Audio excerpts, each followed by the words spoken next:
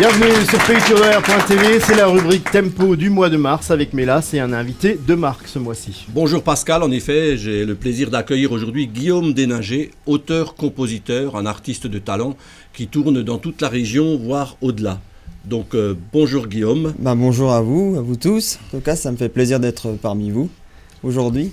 Alors sans plus tarder, on va rentrer dans le vif du sujet. Auteur-compositeur, ça veut dire que vous écrivez, que vous composez. Et interprète également. Tout à fait. Et donc j'aimerais moi déjà connaître les influences un petit peu de votre répertoire. Alors moi je fais de la chanson pop, folk, rock aussi, acoustique essentiellement. Donc je m'accompagne de ma guitare, de ma voix également. Et mes influences, c'est Ferrat, des artistes comme Francis Cabrel également. Alors je vous ai vu sur scène, quand vous dites vous accompagnez à la guitare, il n'y a pas que la guitare aussi, il y a des petites surprises. Il y a quelques petites surprises, on va peut-être pas tout dire, mais il y a quelques petites percussions. Et voilà, c'est une façon originale quand même, je trouve, d'amener des chansons qui des fois ont des titres ou des contenus plutôt graves. Est-ce qu'on peut en évoquer quelques-unes de ces chansons ? Les chansons que je fais sur scène, la petite annonce par exemple, celle qui, je ne sais pas si c'est celle-là que vous allez passer aujourd'hui, mais celle-là je m'en sers de ma percussion pour justement entraîner le public à me suivre. Il y a des thèmes un peu coquins, pardon, pas copains mais coquins. Coquins un petit peu. Ouais. Les mains baladeuses. Alors le texte n'est pas de moi, il est de mon ami Guy Thomas, qui est l'un des paroliers de Jean Ferrat, et qui m'a prêté ce texte. Et je l'ai mis en musique et je la chante sur scène aujourd'hui. Alors Guillaume, d'où est venue cette passion ? Pour la musique, pour la chanson, c'est devenu en fait j'ai fait de la musique depuis tout petit. J'ai commencé avec le clavier, l'accordéon, et puis après la guitare, bien après. Et la guitare, ça m'a donné envie de faire des chansons, d'écrire des textes et de les mettre en musique. Et vous êtes plus intéressé par la partie compo ou la partie live, la scène ? J'aime les deux. J'aime bien des fois prendre 2-3 mois pour composer, ne plus faire de scène et vraiment m'en détacher.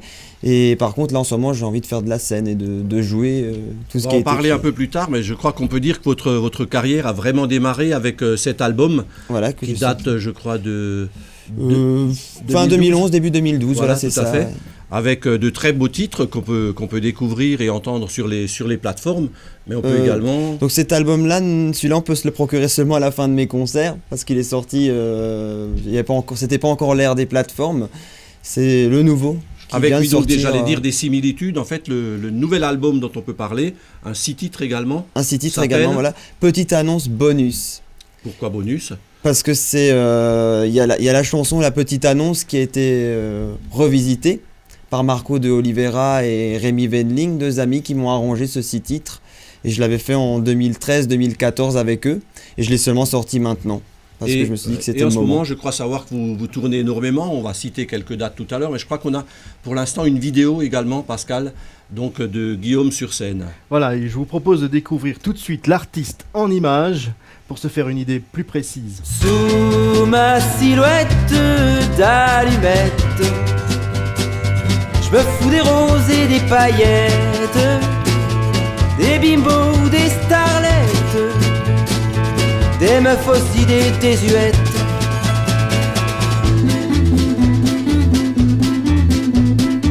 J'ai tout savouré, l'odeur des parfums, le thé au jasmin.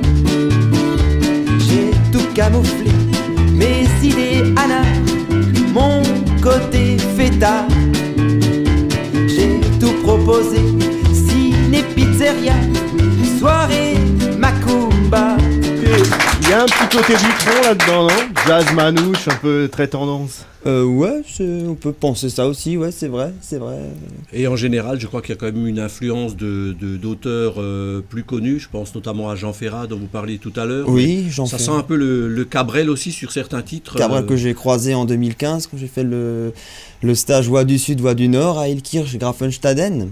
Voilà, donc une belle rencontre, sans doute. Une super belle rencontre, on a appris énormément. Notamment avec les intervenants Marc et Steve pour les textes et Christian Alazar pour la musique. Donc je salue aussi leur talent et aussi leur dire merci pour ce qu'ils m'ont apporté. Florent, en tant que musicien, vous pensez quoi du style que vous venez de découvrir de notre invité du jour ? Moi, de toute façon, à partir du moment où on fait de la chanson française, j'adhère. Parce que je trouve qu'aujourd'hui, on voit un petit peu trop sur les médias, à la télé, à la radio, des artistes français qui font que de la chanson anglaise et je trouve qu'on met pas assez en valeur justement la chanson française et je peux que le saluer. Du coup, moi je suis plutôt fan du style. Combien de temps faut-il pour écrire un album comme vous venez de le faire? Oh, ça dépend. Alors, je peux pas, y a pas de déjà, j'ai pas la recette pour dire comment faire une bonne chanson. Il n'y a pas de recette à ce niveau-là. Et comment faire une chanson. En fait, il faut se laisser porter par l'inspiration. Il faut vraiment laisser venir les idées. Il faut écrire. Il faut jeter aussi, pas hésiter. Ça, je savais pas le faire avant Voix du Sud, Voix du Nord.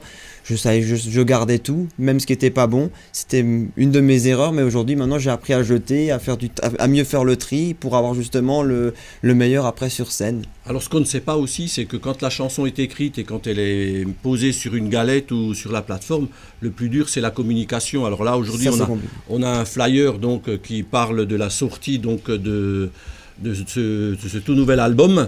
Voilà, c'est ça. Et je crois savoir qu'il est disponible sur des plateformes. Est-ce qu'on peut en parler? Alors ça c'est encore...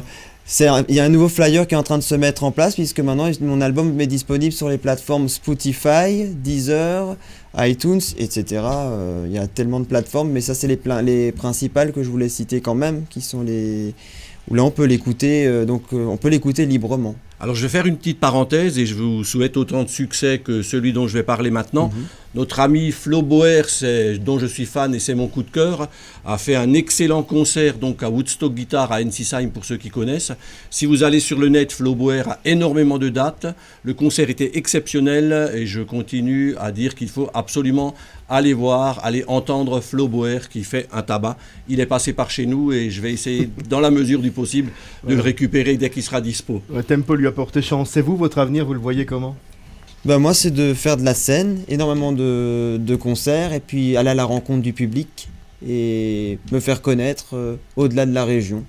Le début de cette nouvelle tournée, ça se passe bien? Ça se passe super bien, ça s'appelle Mon Irrésistible Tour. Irrésistible. Mon Irrésistible Tour, ouais, ça fait référence même à une de mes chansons.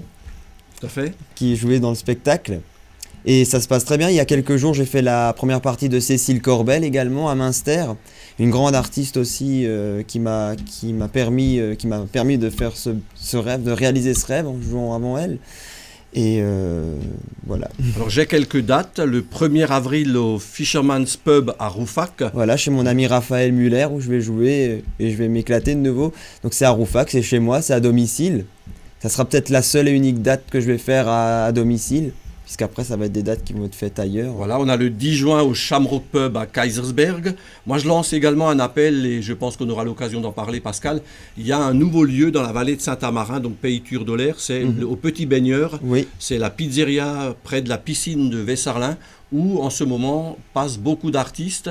Et je passe un petit coucou donc à la propriétaire, à Martine, qui continue à accueillir des artistes et peut-être qu'on y verra un jour Guillaume Déninger. Et les artistes doivent se mettre en tenue de petit baigneur ou bien ils peuvent jouer normal? Pas du tout, chacun y va comme il a envie. Okay. Et ça se passe plutôt bien. Alors ça va. Une grosse date également le 16 septembre, est-ce qu'on peut en parler? Ah oui, bien sûr, ça sera à la Passerelle 2 à Paris. Donc c'est un de mes amis qui s'appelle Daniel et qui a monté ce lieu pour justement créer une rencontre entre l'artiste et le public. Donc c'est vraiment destiné aux artistes indépendants qui produisent des CD et qui font des concerts et qui cherchent à se faire connaître par le public directement. Donc ça c'est vraiment un lien très intéressant. Ça permet également à des artistes de province qui ne sont pas forcément moins bons que les artistes parisiens. J'insiste toujours, il n'y a pas de bons et de mauvais artistes, il y a ceux qu'on aime et ceux qu'on aime moins, parce qu'on n'est pas fan du style. C'est ouvert à tous les artistes, voilà, il n'y a pas de frontière entre les artistes. C'est ça qui est bien. Belle initiative, donc c'est le 16 septembre à Paris. Et donc pour tous ceux qui nous entendent et qui nous regardent, je rappelle qu'il y a cet album-là et un tout nouvel album 6 titres disponible sur les plateformes.